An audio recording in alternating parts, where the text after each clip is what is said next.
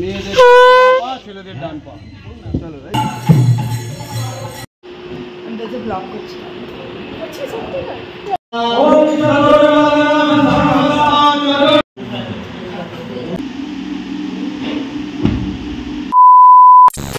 Hello everyone, welcome back to my channel to the new blog. কেমন আছো তোমরা সবাই? আশা করি তোমরা সবাই খুব ভালো আছো, আমিও ভালো আছি। আজকে চলে এসেছি আমি তোমাদের সাথে একটা 2 মাস আগেকার ভিডিও নিয়ে। হ্যাঁ, ঠিকই শুনেছো, 2 মাস আগের ভিডিও। অ্যাকচুয়ালি আমি জানি না কেন আমি 2 মাস ধরে ঠিক মতো ভিডিও দিচ্ছি না। আমি আলাদাই জগতে চলে গেছিলাম, মানে আমার কিছু ভালোই লাগছিল না করতে। তো যাই হোক, এইসব বাদ দিয়ে আগে তোমাদের সাথে এই ব্লগটা শেয়ার করি, কারণ এই ব্লগটা হতে চলেছে খুবই স্পেশাল ব্লগ আমার জন্য বা আমার ফ্যামিলির জন্য, মানে আমার বাবার বাড়ির ফ্যামিলির জন্য ভীষণই স্পেশাল ডে একটা। দিনটা ছিল 2024-এর দুর্গাপুজোর সপ্তমীর দিন। সেদিন ছিল আমার বাবার স্বপ্নের বাড়ির গৃহপ্রবেশ।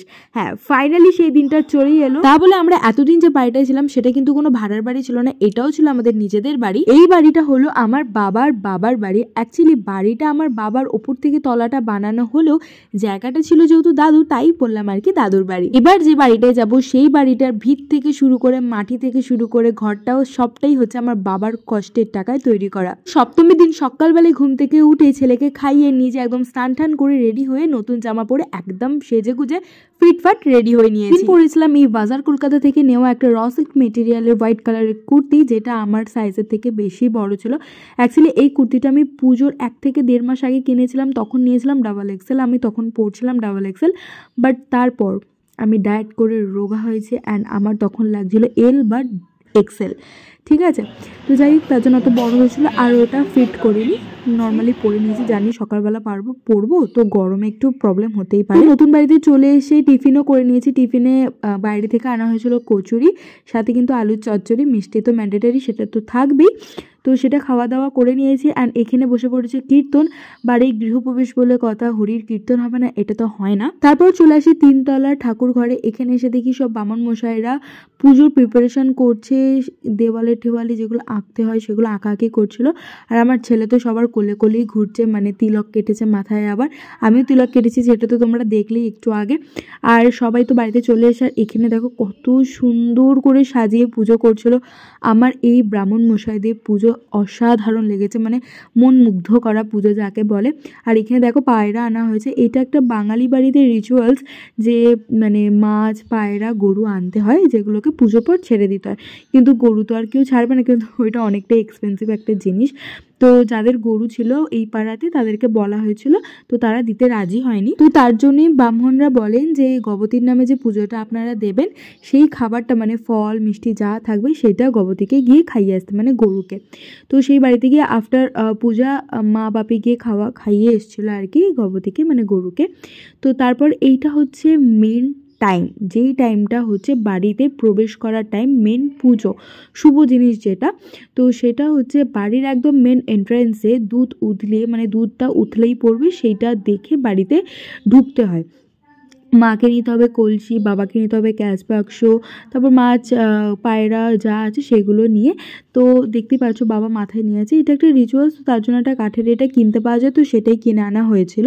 তো যাই হোক, ভীষণ সুন্দর পুজো হয়েছে, আমার তো মন ভরে গেছে। মানে আমার বাবাও বলছিল যে এত সুন্দর পুজো করেছেন। মোট 4 থেকে 5খানা ব্রাহ্মণ ছিলেন মানে পুজোর জন্য, তো দারুণ পুজো করেছেন। তো এই যে দেখতেই পাচ্ছ বাড়িতে প্রবেশ করা হচ্ছে। বাড়ির ট্যুর কিন্তু আমি খুব তাড়াতাড়ি তোমাদের সাথে শেয়ার করব, তার জন্য কিন্তু আমার চ্যানেলটাকে সাবস্ক্রাইব করে রাখতে হবে। তো যারা যারা এখনও পর্যন্ত আমার চ্যানেলটাকে সাবস্ক্রাইব করনি, তো যাও এখনই গিয়ে আমার চ্যানেলটাকে সাবস্ক্রাইব করে এসো অ্যান্ড প্রত্যেকটা ভিডিও দেখে এসো। যদি ভিডিওগুলো ভালো লেগে থাকে প্লিজ লাইক কমেন্ট শেয়ার করতে কিন্তু একদম ভুলবে না। এই তো ঘরে প্রবেশ হয়ে গেছে আর এখানে সিন্নির জোগাড় হয়ে গেছে, এখানে সব পুজোতে বসবেন। তো এখানে পুজো অলরেডি কিছু কিছু পুজো স্টার্ট হয়ে গেছে আর একটু পরে আমার মা আর বাবা বসবে পুজোতে, যেহেতু মা বাবাকে সংকল্প করতে হবে, মা বাবাই মেন। তো দেখতেই পাচ্ছ এখানে মা আর বাপি বসে পড়েছে পুজোর জন্য। তো এইখানেও দেখতে পাচ্ছ শিব ঠাকুরের পুজো হবে, যেহেতু এই শিবলিঙ্গটা আমাদের নতুন বাড়িতে প্রতিষ্ঠিত হবে, তার জন্য আর কি এটা আলাদা করে করা হচ্ছে। তো একেবারে এখানে মঙ্গলচণ্ডী, নবগ্রহের পুজো সব একসাথে পাশাপাশি হয়, সেটা সবাই জেনেই থাকবে। আর আমার ভাই দেখতে পাচ্ছ এক মন দিয়ে কীর্তন শুনছিল, তার জন্য আমি আর কি ভিডিওটা নিচ্ছিলাম। দেখো এক মন দিয়েও কীর্তন শুনছিল, তারপর শুনতে পেয়ে আসবে। আর ও এতটাই ক্যামেরা সাই, একদম আসতে চায় না, তাই এই টাইমটা আমি ক্যামেরা মানে ভিডিও না করে থাকতে পারলাম না। সুযোগের তো সদ্ব্যবহার করতেই হবে, যখন সুযোগটা পেলামই ওকে ক্লিপে নেওয়ার, তো তখন নিয়েই নিলাম ক্লিপটা।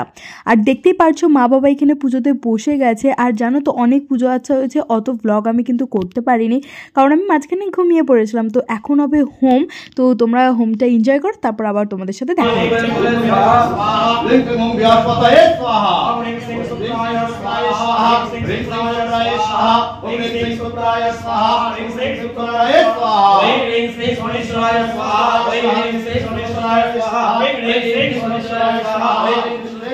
তো তোমাদের কেমন লাগলো হোমটা কমেন্ট করতে কিন্তু একদম ভুলবে না। আর আমরা তারপর একটু হোম দেখতে দেখতে আমি আর ভাই চলে এসেছিলাম একদম 4 তলার ছাদে, যেখান থেকে উঠে তোমাদের সাথেও ভিউটা শেয়ার করছিলাম যে কতটা সুন্দর। এই বাড়ির সামনে কিন্তু আমাদের একটা বড় ঝিল আছে, বড় ঝিল মানে খুবই বড় ঝিল, আর খুবই ভালো জানো তো, বেশ ভালো হাওয়া আসে।